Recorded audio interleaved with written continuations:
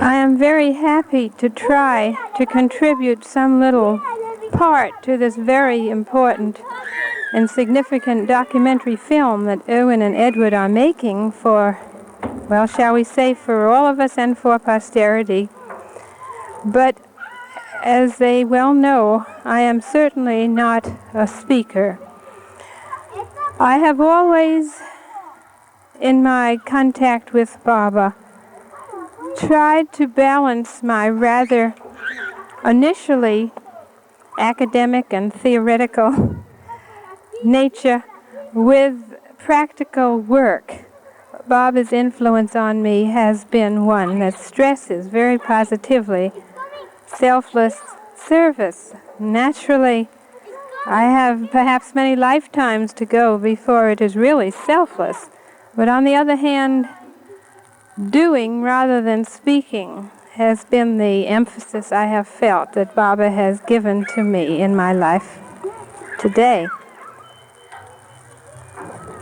Well, I met Baba first in 1952, but I had been waiting 9 years to meet him. I was a student in 1943 at Columbia University when Frederick had told me that she heard of Baba's 3 women disciples, Norina Machabelli, Nadine Tolstoy, and Elizabeth Patterson, just returned from India to spread Baba's message. At that time, I was given an invitation to hear Norina Machabelli and to meet some of these disciples. In going to hear Norina speak about Meher Baba, I was already very overwhelmed with feelings that this was a very momentous occasion. There was no question about it. It was as if I were entering into a deep blue yonder. And as I entered that apartment, I first met Nadine. And Nadine was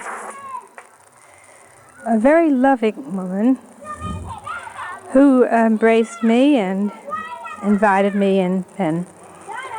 Now, I knew that something had happened even on this initial encounter with these ladies, and Elizabeth too. And as time went on, and Filis and I agreed that we should, if you like, test this, we came to many, many such meetings, talks. Baba had confirmed that Norina was the only one in America that had been given the faculty of thought transmission. And it was through thought transmission that Baba had given out many, many messages to us. Well, eventually, to make a long story short, Phyllis, Frederick, and I were invited to live with these 3 disciples of the West. And we lived with them for approximately 4 years. Well, we waited in all, after they had been called back to India, that is, only Norina and Elizabeth, because by this time Nadine had passed away, I believe in 1947, and Norina and Elizabeth had been called back to India in 1948.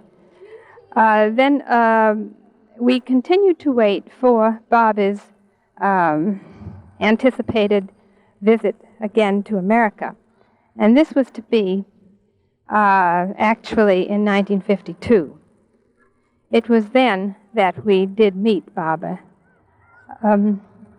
We had somehow arranged to see Baba, Phyllis and I, before he actually met us. Now I'll explain that. Baba had arrived by air and at either LaGuardia or Kennedy Airport at that time. I don't know which it was. And he had then been driven by car to the Pennsylvania station, where he was to board the train to Florence, North Carolina, and then be driven again to the center.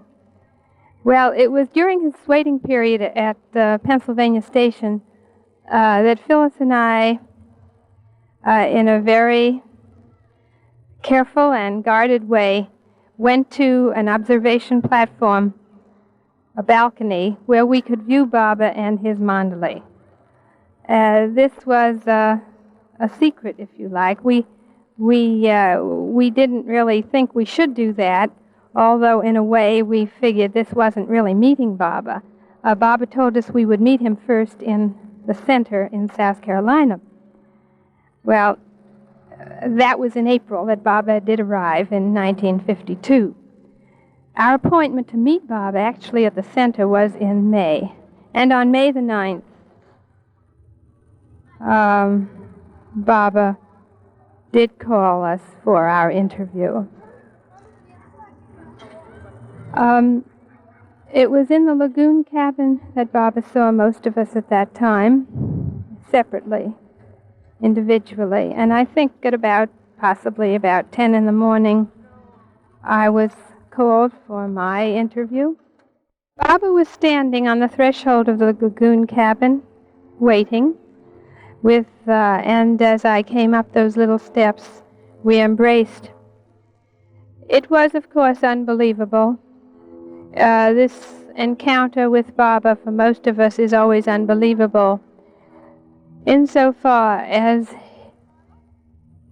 he radiates such enormous love and beauty that this little self cannot comprehend, appreciate, nor really grasp in any way in that instant.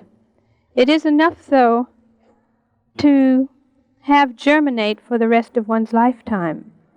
And so with that injection of love, Baba made me feel that I was accepted.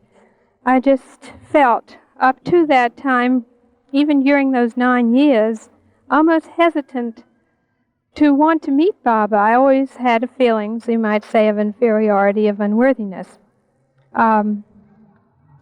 This was self-inflicted, certainly not encouraged by any of Baba's disciples.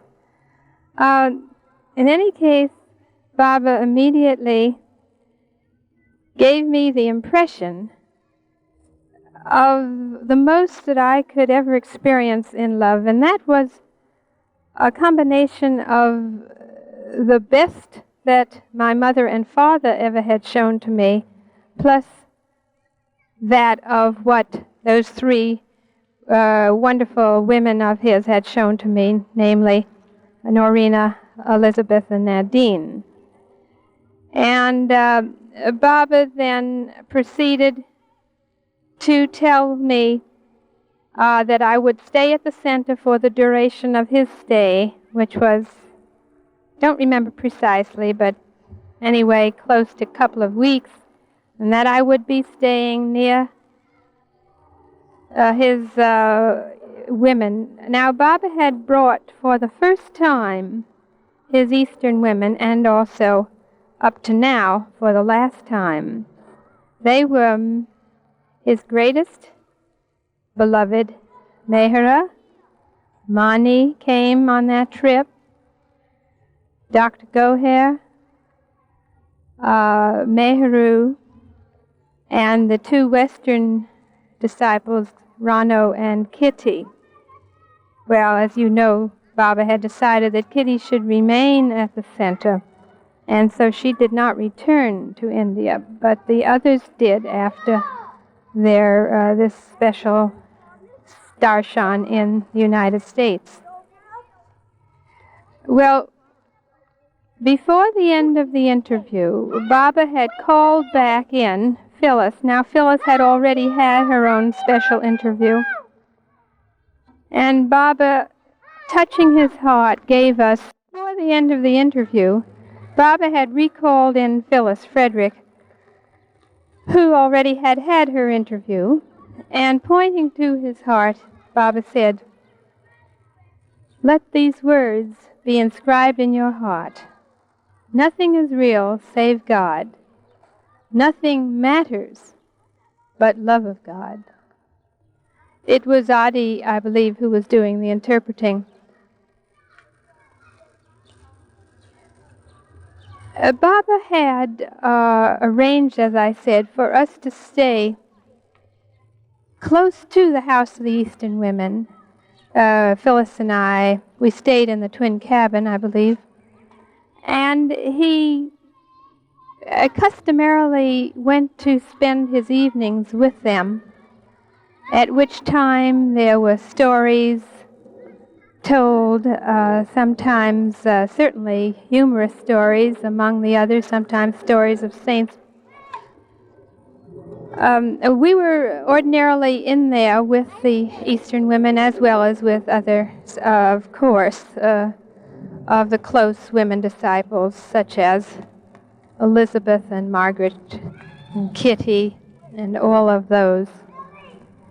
And it was, of course, an overwhelming privilege as far as I was concerned.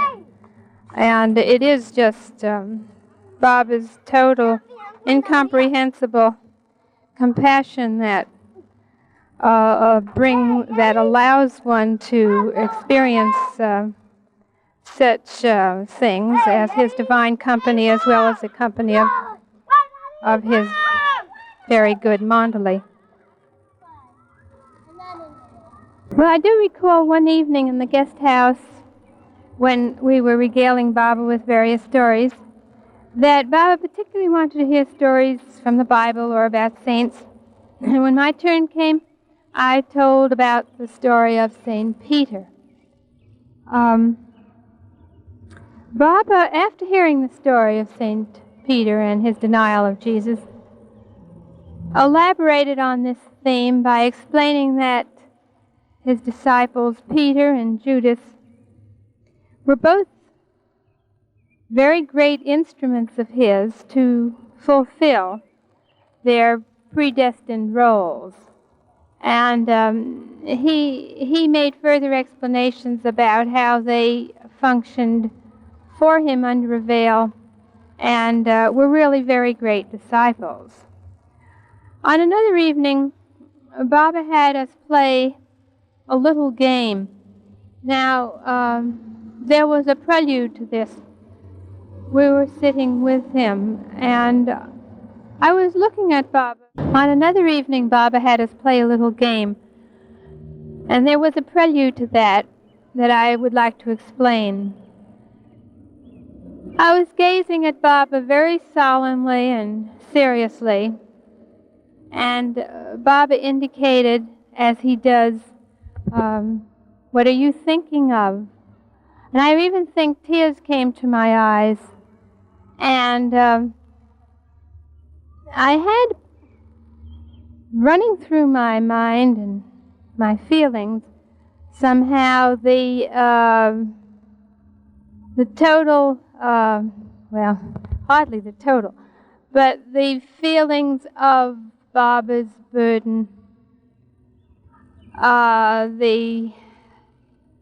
some feeling of his great vicarious suffering for us all.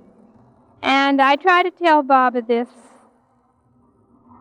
and Baba then explained that he does suffer for the whole universe.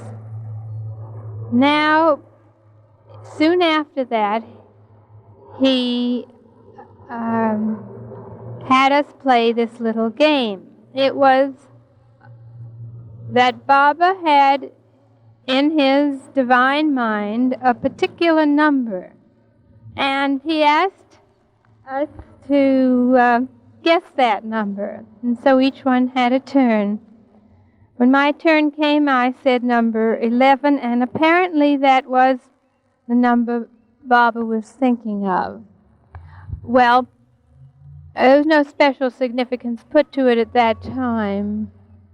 Nevertheless, 11 days after that, when Baba was traveling with his disciples by automobile on their way to Ojai, they met with the accident that Baba had foretold. And only then were we able to see the significance of that number 11.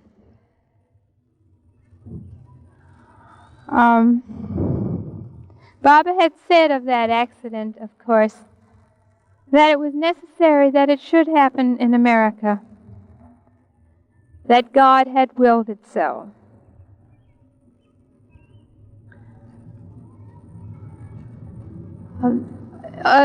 Very much happened during that first trip in 1952. Baba had, first of all, for the first time, allowed me to focus on him totally.